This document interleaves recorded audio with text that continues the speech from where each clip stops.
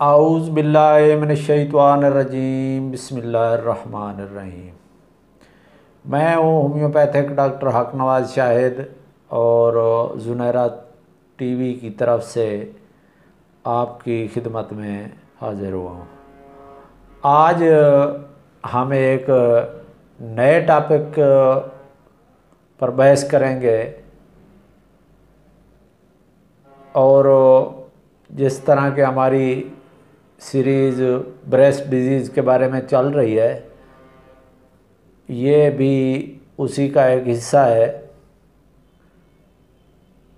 Breast disease में जो सबसे ज़्यादा मर्ज़ पाई जाती है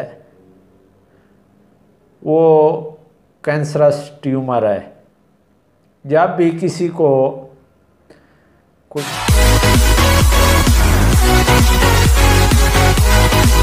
किसी किस्म की भी कोई ब्रेस्ट में, छाती में गिल्टी ट्यूमर महसूस होती है तो वो बहुत ज़्यादा ही खौफ में मुब्तला हो जाता है कि कहीं ये कैंसर तो नहीं है। तो मैं आपका एक किस्म का वहम ये दूर कर रहा हूँ कि हर किस्म की जो गिल्टी होती है वो कैंसरस ट्यूमर नहीं होती। कैंसरस ट्यूमर के अलावा भी एक और तरह की गिल्टी होती है जिसको हम कहते हैं फाइब्रो एडिनोमा। फाइब्रो एडिनोमा जो है वो एक नॉन कैंसरस ट्यूमर है, गिल्टी है, फाइब्राइड है। तो आज हम इसी की सिलसिले में बात करेंगे।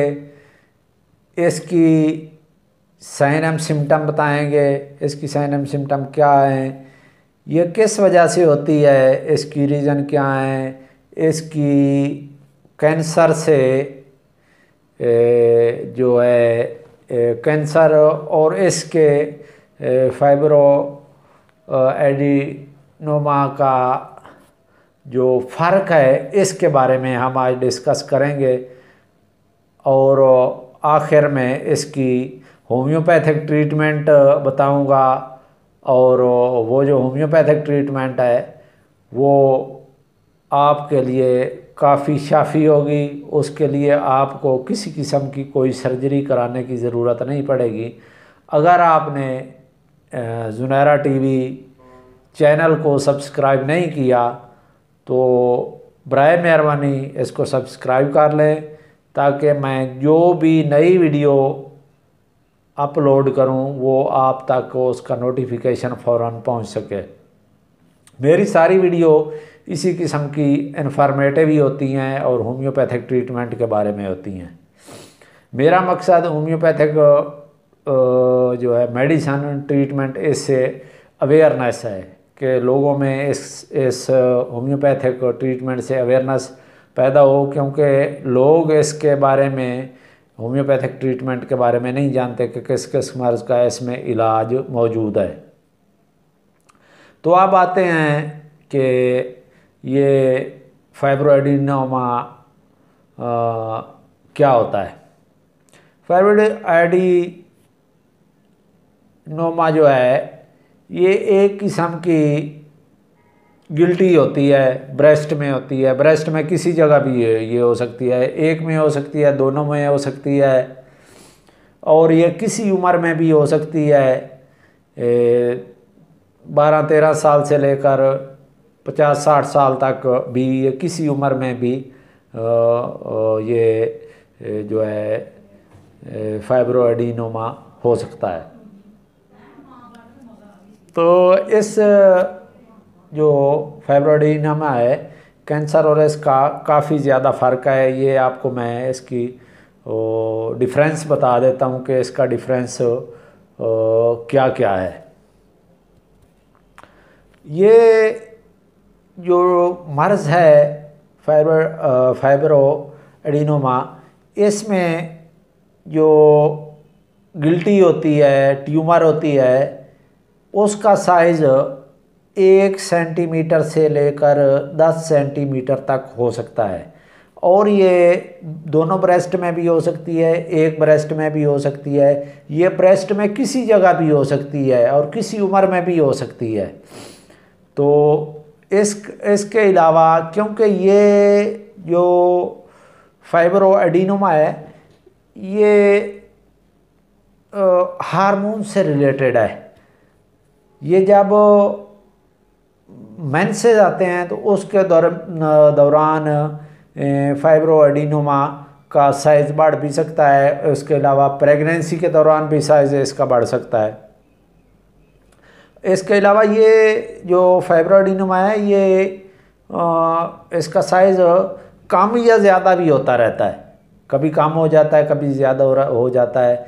उसके बाद ये जो फाइब्रो एडिनोमा है ये कभी ब्रेस्ट में इस तरफ है तो कभी इधर आ जाएगी, ये मूवेबल होती है। उसके बाद ये जो है अगर आप इसको खुद एग्ज़ाम करेंगे, इसको खुद जो जिसको ये प्रॉब्लम है अगर वो खुद भी इसको चेक करना चाहिए तो ये इसकी जो ऊपर हाथ लगा के अच्छी तरह दबा कर देखेंगे तो ये स्मूथ होगी और गोल होगी। जो कैंसरस ट्यूमर होगी वो स्मूथ नहीं होती, वो रफ होती है। उसका कोना कोई इधर होता है, कोई उधर होता है, कोने भी उसके इधर उधर होते हैं और रफ होती है। और इसके अलावा इसकी जो ऊपर से स्किन होती है जो कैंसर वाली होती है वो भी रफ हो जाती है, वो भी ख़राब हो जाती है। कैंसर का एक और भी पहचान ये है कि इसमें जो ये ब्रेस्ट का ये वाला बगल वाली तरफ से लेके ये जो सामने वाली हड्डी होती है इधर इधर तक होती है, इस तरफ अक्सर इधर पाई जाती है, इस ब्रेस्ट में भी और इस ब्रेस्ट में, दोनों ब्रेस्टों में इस तरफ पाई जाती है। और ये जो फाइब्रो एडिनोमा है ये किसी भी जगह हो सकती है ब्रेस्ट में, इसका कोई एक जगह मखसूस नहीं होती।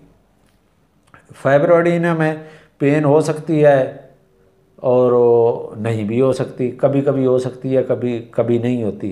फाइब्रो एडिनोमा, ये फाइब्रो एडिनोमा जो है ये साल्ट होती है, सख्त किस्म की होती है।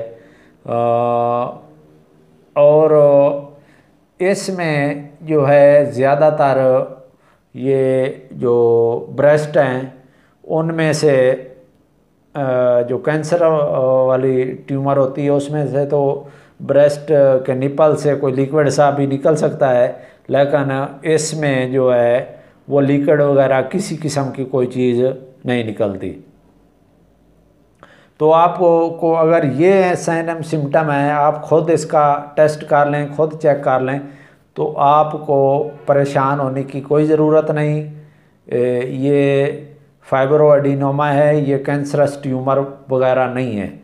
कैंसरस ट्यूमर जो होता है उसमें उसकी साइन एंड सिम्टम और भी हैं, वज़न भी कम होने लगता है, भूख भी कम लगती है और जनाब बुखार रहने लगता है और पेन भी बाज़ औक़ात बहुत ज़्यादा होने लगती है और वो किसी जगह से वो ब्रेस्ट फट जाता है, अब्सेस बन जाता है। तो अगर आप इसको अनट्रीटेड छोड़ देते हैं फाइब्रो एडिनोमा को तो फिर भी ये इसका कोई ख़तरा नहीं है। अगर आप बहुत ज़्यादा इसके बारे में बहुत ज़्यादा डरे हुए हैं, कॉन्शियस हैं, तो फिर आप इसका होम्योपैथिक ट्रीटमेंट ले सकते हैं। उससे आपकी ये जो है ये आस्ता आस्ता डिज़ाल्व हो जाती है। अब इसको डायग्नोज करने के लिए जो टेस्ट किए जाते हैं उनके बारे में भी मैं थोड़ी सी डिटेल आपको बता देता हूँ। उसमें उनके जो सबसे पहले जो टेस्ट कराते हैं वो है सोनोग्राफी, उसके बाद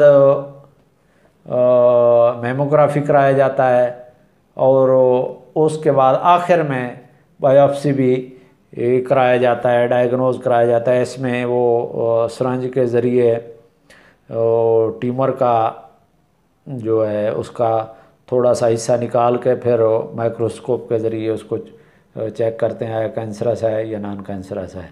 तो ये इसको डायग्नोज करने के लिए टेस्ट किए जाते हैं। तो हमारे जो होम्योपैथिक ट्रीटमेंट है इसमें जो कैंसरस ट्यूमर हैं उनका भी ट्रीटमेंट है, नॉन कैंसरस का भी।